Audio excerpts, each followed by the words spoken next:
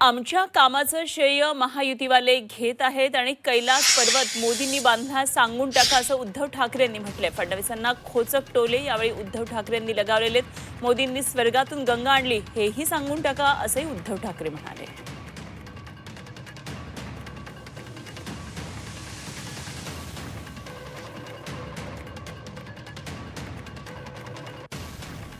तर उद्धव ठाकरे यांनी फडणवीस सरकारवर घणाघाती टीका केलेली आहे आणि एकंदरीतच कामाच्या श्रेयासंदर्भात त्यांनी उत्तर देताना ही सगळी कामं ही भाजपने केलेली असल्याचं कालच्या महायुतीच्या सभेमध्ये जेव्हा सांगण्यात आलं त्यावर उद्धव ठाकरेंना प्रश्न विचारण्यात आलेला होता। जर आम्ही कामं छोटी केलेली असतील तर या छोट्या कामांचं श्रेय कशासाठी घेता अशा प्रकारे त्यांनी म्हटलेलं आहे। तर तुम्ही काय केलं तर मोदींनी कैलास पर्वत बांधला त्याचप्रमाणे शिंदे आणि फडणवीसांना उद्धव ठाकरेंनी अशा प्रकारे ही खोचक टोले दिलेले आहेत।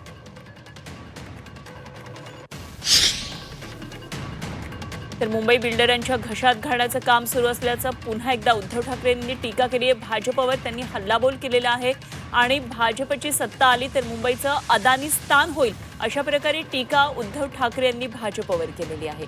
मुंबईतले जे अनेक भूखंड आरक्षित ठेवलेले होते, चांगल्या विकास कामांसाठी ठेवलेले होते, हे सगळे भूखंड आता बिल्डरांच्या कशा प्रकारे घशात घातलेत याची यादीच उद्धव ठाकरे यांनी वाचून दाखवली। आडू तर द्या, म्हणजे त्यांचं जे काही ढोंग आहे ना ते बाहेर पडेल। जसं एक मुद्दा किंवा दोन गोष्टी आहेत ज्याच्याबद्दल मी मुख्यमंत्री असताना गो अहेड दिला होता, ते म्हणजे मराठी रंगभूमीचं दालन ते यांनी रद्द केलं बिर्ला तिकडे चौपाटीला आणि ते हे बिल्डरच्या घशात घातलं। वरळी दुग्ध डेअरी आहे तिथल्या सगळ्या कामगारांचं नीट तिथेच पुनर्वसन करून तिथे आपण जागतिक दर्जाचं पर्यटन केंद्र करणार होतो, ते आता यांनी रद्द करून तेही बिल्डरच्या घशात घालतायत। देवनार डम्पिंग ग्राउंड हे बिल्डरच्या घशात घालतायत। कुर्ला मदर डेअरी अदानीच्या घशात घातलेली आहे। मुलुंडचा सगळे ती कांजूरचे मिठागरे आहेत ती अदानीच्या घशात घातलेली आहेत। म्हणजे यांचा महापूर होणार नाही, पण झाला तर मुंबईचं अदानीस्थान होईल हे माझं स्पष्ट आणि ठाम मत आहे।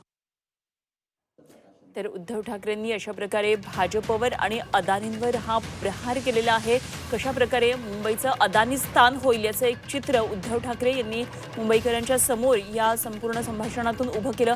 मुंबईतले अनेक असे आरक्षित भूखंड होते ते कॉन्ट्रॅक्टर्सच्या घशात घातले गेले आणि त्यामुळे विकास कामं कशी रखडली गेली।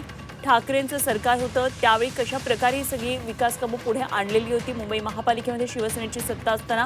मात्र आता हे सगळे भूखंड अदानींच्या आणि इतर कॉन्ट्रॅक्टर्सच्या घशात घातले जातात आणि त्यामुळे मुंबईचं अदानीस्थान कसं होणार या संदर्भात त्यांनी टीका केली आहे।